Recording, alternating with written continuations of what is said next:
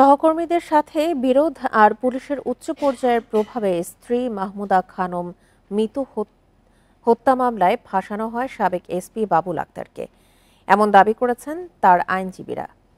এছাড়াও এজাহারের অসত্য তথ্য আর গোঁজামিলে ভরা বলেও দাবি তার। একই অভিযোগ করেছেন মামলায় স্বীকারোক্তিমূলক জবানবন্দি দেয়া আসামি এহতেশামুল হক ভোলাও। 2016 সালের 5 জুন চট্টগ্রাম নগরের জিসি এলাকায় ছেলেকে স্কুল বাসে তুলে দিতে গিয়ে গুলি ও ছুরিকাঘাতে নিহত হন তৎকালীন পুলিশ সুপার বাবুল আক্তারের স্ত্রী মাহমুদা খানম মিতু। এই ঘটনায় 5 লাশ থানায় হত্যা মামলা করেন বাবুল আক্তার।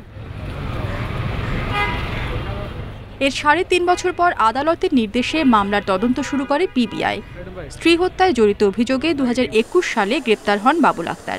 প্রায় 3 বছর 7 মাস পর সম্প্রতি জামিনে মুক্ত হন তিনি। আইনজীবীর দাবি, সহকর্মীদের সাথে বিরোধ আর পুলিশের উচ্চ পর্যায়ের প্রভাবে ফাঁসানো হয় তাকে। উনি একটা লিখিতভাবে দিয়ে গেছে, 8 নম্বর সাক্ষী হিসেবে দিয়েছিলেন। এরপরে বনজবাবু যখন রিটায়ার করলেন, ওই লোক নিজে এসে বলে যে আমি কোনো টাকাও পাঠাই নাই, এসবগুলো আমি জানিও না, এসব বিষয়ে আমার কোনো ইনভলভমেন্ট নেই, আমি টাকায় ব্যবসা করি। আমাকে বনজ কুমারের পিবিআর মানুষজন আমাকে এবং আমার ফ্যামিলিকে জিম্মি করে আমাকে এটা বলতে বাধ্য করেছে। মামলার আরেক আসামি এহতেশামুল হক ভোলার দাবি, ঊর্ধ্বতন কর্মকর্তাদের সঙ্গে দ্বন্দ্বের ফল ভোগ করছেন বাবুল আক্তার। সবচেয়ে বনজ কুমারের ষড়যন্ত্রগুলো, বিশেষ তো বনজ কুমারের পিবিআর কাস্টডিতে 2-3 দিন রাখি সাক্ষীগুলারে বানাইছে, যেভাবে বানাইছে এভাবে কোর্টে বলে গেছে, কোর্টও আবার না বললে এসকর্ট ছিল।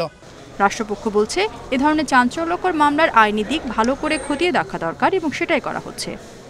এটা ট্রায়ালের ব্যাপার। বিজ্ঞ বন্ধুদের কথা বিজ্ঞ বন্ধুরা ট্রায়ালেই প্রমাণ করবে যে কতটুকু ওনার যৌক্তিক বা অযৌক্তিক ওনারা যে কথাগুলো আপনাকে বলেছেন। 2022 সালে 13 সেপ্টেম্বর বাবুল সহ 7 জনকে আসামি করে মামলার অভিযোগপত্র জমা দেয় পিবিআই। Independent news.